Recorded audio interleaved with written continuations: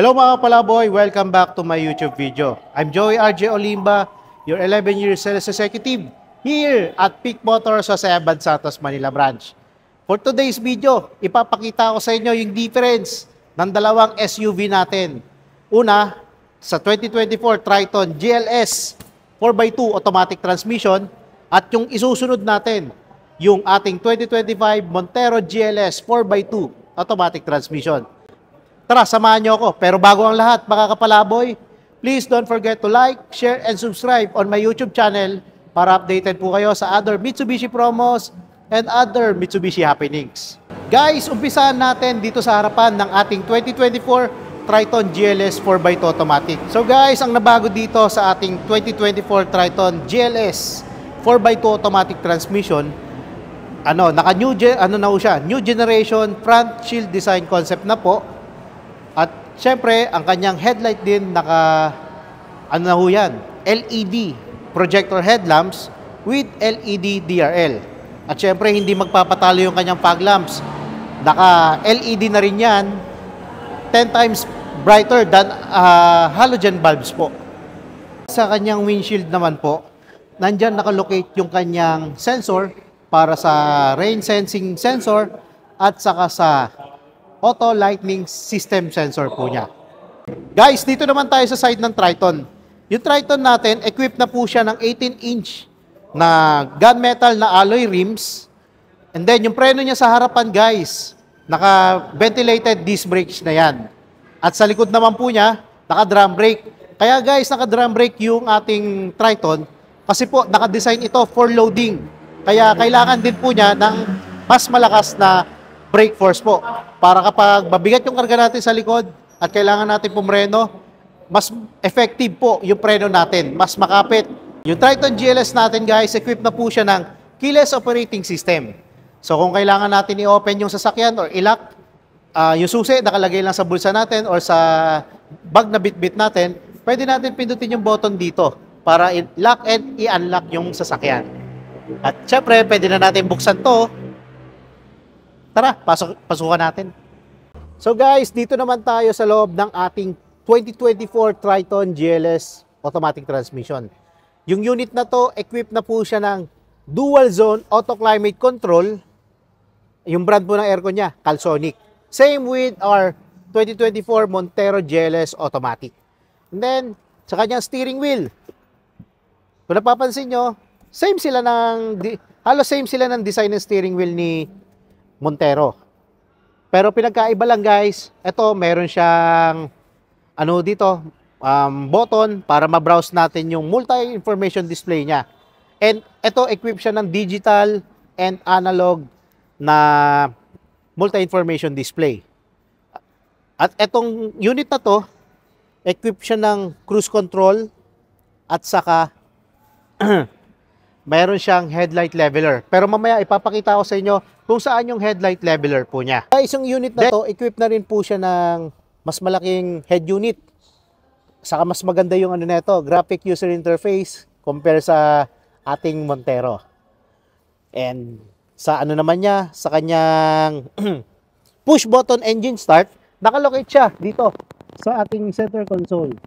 Pwede natin pindutin dito yung ating push button engine start para may start natin yung makina at mapatay natin yung makina. And don't worry guys, yung unit na to, in case na maaksidenteng mapindot ng kasama natin ng isang beses, hindi po mamamatay yung sasakyan natin habang umaandar. Unless may gawin po siyang kakaiba dito. Pero ituturo ko po yan sa other videos po natin. So guys, yung unit na to, yung yung parking brakes niya, pa rin siya, lever type. Ayan. Yung transmission naman natin guys, equipped po siya ng Sportronic po. Triton natin, equipped po siya ng dalawang console box for storage. Meron dito sa itaas at meron din dito sa ibaba. Ayan. Pwede tayo maglagay na mga gamit dito. At nalalak din po yan. Pwede nyo susian dito para malak. By the way, equipped na rin po siya ng wireless charging. Ilalagay nyo lang yung phone nyo dito na equipped ng wireless charging at mag-charge na rin po siya. Guys, yung seat material ng ating Triton, Naka high grade fabric seats po siya. Ganda. Saka ano yan ha, kapag nakaupo kayo dito sa loob, para kayong niyayakap ng upuan natin. Kung medyo maggalaw or malubak po yung kalsada na dinadaanan natin, hindi ho tayo parang tatapon. Kasi ano lang, pinipigilan ho niya na na mas maraming movement yung gawin natin sa loob ng sasakyan habang nakaupo. So yun, nakakapit lang tayo dito. Naka-hugging seats po siya. Guys, pasukin natin itong second row seat niya. Ngayon pala guys, medyo masakit yung aking tuhod dahil mataas yung uric acid ko. Kailangan ko na magbawas ng timbang. Pero ito, papasukin natin. Gagawin ko lang kung medyo masakit yung tuhod nyo at hirap kayong umakyat sa unit na to. Hawak lang po kayo dito sa grab handle niya. Tapos, patong nyo lang yung isang paa nyo dito sa stepboard. Taas, aray. Ayan. Ang dali lang pumasok kahit masakit yung tuhod nyo. By the way, sumasakit na tuhod ko, kaliwa, pero ginamit kong pang pivot, kaliwa din. At nakahawak naman ako dito. Kaya yung weight ko, binitbit ko gamit yung aking mga kamay. Then guys, ito, back to topic. Meron dito ang dalawang power outlet, isang 12 volts power outlet, and meron din dalawang USB port for charging. Fast charging yan, mga kapalaboy. Meron din tayong packet dito para paglagyan nyo ng inyong mga cellphone. Siyempre, kung medyo busy kayo at ayaw nyong mailagay dito yung phone nyo, lagay nyo lang dito. Ayan.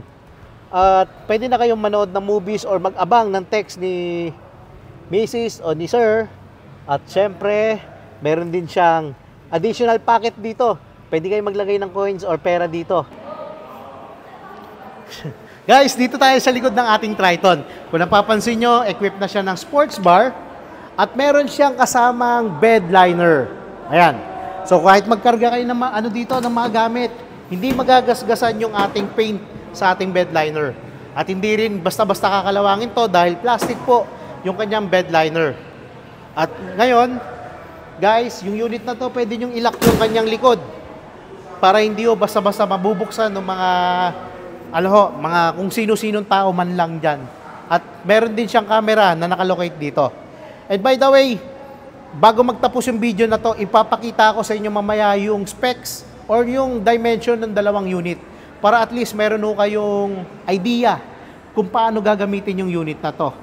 At by the way guys, yung likuran pala ng unit natin, equipped na rin po siya ng leaf spring. Leaf spring kasi ginagamit natin yung Triton or yung pickup pangkarga ng mga gamit or mabibigat.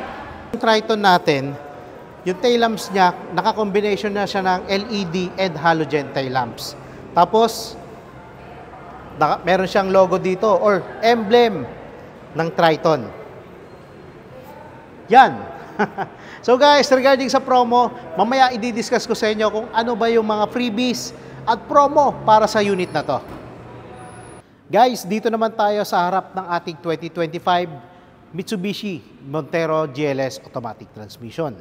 And kung napapansin nyo guys, bago na yung yung design ng ating front under bumper garnish. Tapos, equipped na rin po ito ng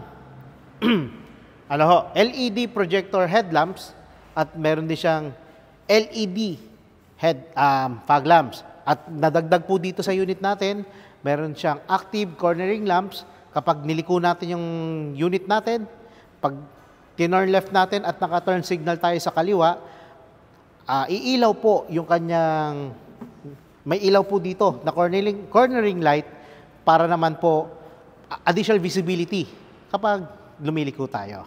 At yung unit na to guys, equipped na rin siya ng front camera. Dito po yan nakalocate. At both units natin ng Triton at saka 2025 Montero GLS automatic, equipped po siya ng camera 360. Ito naman tayo sa gilid ng ating Montero. Yung Montero natin, equipped po siya ng 18-inch alloy rims at bago na yung design ng kanyang alloy rims. Naka-Shuriken design na po yan. At yung purpose po, kaya ganyan yung design ng alloy rims natin, para well ventilated po yung kanyang mga disc brakes, para mas mabilis pong lumamig. At guys, yung unit ng ating Montero, equipped po yan ng 4 na disc brakes. Harap, likod, parehas naka-disc brakes po. Siyempre guys, yung purpose po kaya naka-disc brake po siya para ho, in case po nabasa yung ating dadaanan at nilusong natin sa baha yung ating sasakyan, mas mabilis po itong matutuyo at mas effective po siya kapag ginamit natin sa madulas na kalsada. Equipped na rin po siya ng keyless operating system, yung ating 2025 Montero GLS. Kaya pwede natin pindutin lang yung button dito sa ating pintuan para mag-lock and unlock yung pintuan natin. Then, pasukin natin. Tara, samahan niyo ako. Tayo sa loob ng ating 2025 Montero GLS Automatic. Kung napapansin niyo yung steering wheel niya, halos parehas po siya ng steering wheel ng Triton natin. 3-spoke din po siya, pero naka-sport, meron po siyang paddle shifter dito for Sportronic mode po. Then, yung kanyang light switch, ito lang po. Wala po siyang auto. And yung kanyang wiper switch naman, ito wala rin siyang auto. Unlike kay Triton, meron po siyang auto lighting system at meron siyang rain sensing sensors po.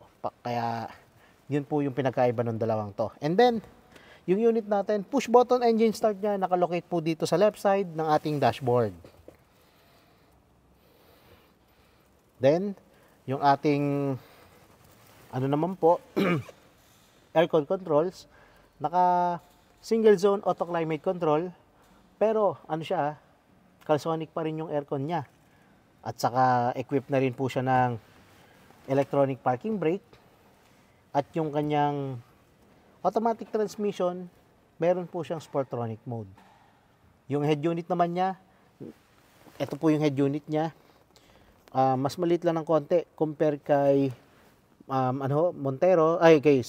Mas maliit lang po ng konti yung ating head unit compare kay Triton. Guys, dito naman yung dalawang USB port for charging at saka sa pag-connect natin ng SmartLink display audio, at meron din siyang HDMI port para makapanood kayo ng para makonect nyo po yung inyong mga devices for video playing po.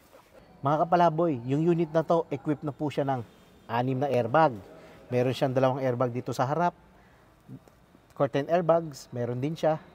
Tapos, yung pinaka maganda pa dito sa feature na to, ng unit natin, naka genuine leather seat po siya. At effortless po yung pag-adjust ng kanyang upuan. Kasi po, naka 8-way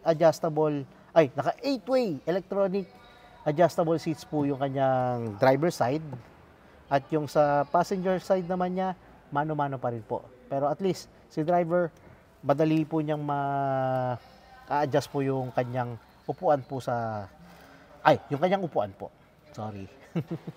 Ayun. Tara guys, silipin naman natin yung second row seat nito. So guys, dito tayo ngayon sa second row. Kung napapansin nyo, naka full flat po yung kanyang upuan sa second row at third row po. Ngayon, ayusin natin para upuan natin yung second row seat po niya. At hindi na tayo papasok sa third row seat. Ayan, bababa ko lang. May hawak akong phone kasi. Ayan. Ay. Parehas kasi sila Yan. Tapos, ito. Then. Yan. Guys, ito yung correct position ng kanyang upuan para po yung ating center console with cup holder. Ganyan po yung angle ng pag-open po niya para hindi mag-spill or tumapon po yung laman ng ating baso. Naka-leather seat din siya. Tapos, sa kanyang center console, dito sa harapan, equipped na rin po siya ng 220 volts. Samantalang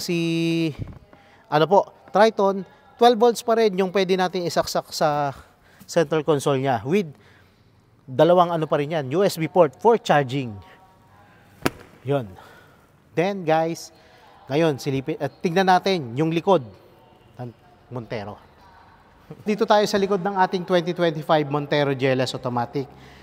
Yung unit na to, equipped po siya ng LED tail lamps. Saka meron siyang reverse camera dito sa likod, at 4 na sensor po. 4 reverse sensor po yan. And yung antenna po niya, shark's fin. Unlike kay Triton, naka-pole type na antenna. And then guys, yung unit na to, ideal po ito for, kung marami ho tayong kargang pasahero. 7-seater po kasi ito. Unlike kay Triton po, 5-seater lang po siya. Talagang pangkargahan lang ng mga gamit. Pero ito naman guys, pwede naman natin kargahan yung likod. Ititiklop lang natin yung upuan natin sa third row, or kung medyo mahaba pa yung ikakarga nating gamit, pwede naman natin itiklop. Kung nakita nyo, yung ating second row, pwede natin siya i-full flat para mas marami ho kayo may ikakargang gamit. Pero ang consequence nito kapag kinarga natin ng gamit, siya? Bababa po yung kanyang likuran dahil po yung kanyang suspension sa likod, naka-coil spring lang po.